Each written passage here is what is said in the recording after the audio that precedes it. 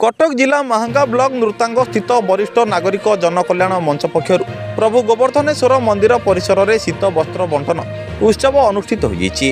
अनुष्ठान सभापति सूर्यमणि सामल अध्यक्षतार आयोजित उत्सव में अतिथि भाव प्राध्यापक कार्तिक चरण सेठी शिक्षाविद शिव प्रसाद दास अवसर प्राप्त अध्यक्ष प्रताप कुमार चौधरी विष्णुचरण पंडा समाजसेवी श्याम सुंदर स्वाई शिक्षाविद माधव चंद्र पंडा सह संपादक जलधर परिडा कृष्णचंद्र पात्र विष्णुचरण माझी पुरुषोत्तम स्वाई शत्रुघ्न विश्वाल रंगाधर नायक आर्तत्राण विश्वाल सौदामिनी बारिक कवयत्री आरती पंडा इंजीनियर देवश्रीता अवसरप्राप्त प्रधान शिक्षक रमाकांत बराल ब्रजबंधु बेहेरा प्रदीप्त कुमार चौधरी सुरेन्द्र माढ़े सुनाकर बेहेरा दामोदर दास रामचंद्र पृष्टि शत्रुघ्न विश्वाल गणेश्वर बारिक चंद्रकांत पंडा प्रमुख जोगदे शीत वस्त्र को बंटन करते।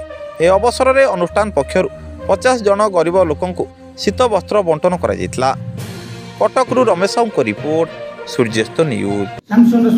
समाजसेवी नृतांग महांगा कटक आज जो नृतांग वरिष्ठ नागरिक महासंघ तरफ जो भाई पदक्षेप निगला अतीत एकदम स्वागत एवं यही समाज जो मैंने अवहेलित अच्छा गरीब अति गरीब लोक मैंने शीत वर्षण दान करने अति स्वागत काम एवं धार्मिक काम तेणु यह आगामी दिन में आगामी वर्ष को द्विगुणित करने वरिष्ठ नागरिक मानक अनुरोध करी। मो ना हूँ शिव प्रसाद दास ये वरिष्ठ नागरिक जनकल्याण मंचर हूँ जड़े उपदेष्टा एवं सब सामाजिक कार्यक्रम हुए से भाग निए। आज यही गोटे महान दिवस ये दान कार्य हूँ आम धर्म सबुचाई बड़ कथा।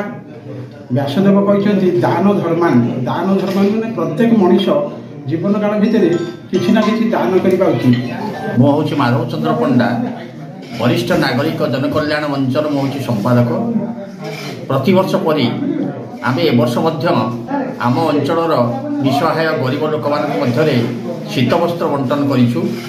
आई भाव में यही मंच वर्ष में विभिन्न समय विभिन्न प्रकार सामाजिक कार्य करुँच वनीकरण करवा विभिन्न पिला मध्य प्रतिभा को अन्वेषण कर उत्साहित करवा से पुरस्कृत करवा यही भाव में कार्य करआसुअछि। आज आम पाखापाखि 50 लोक निसहाय लोक को देचु कंबल बांटन करूँ।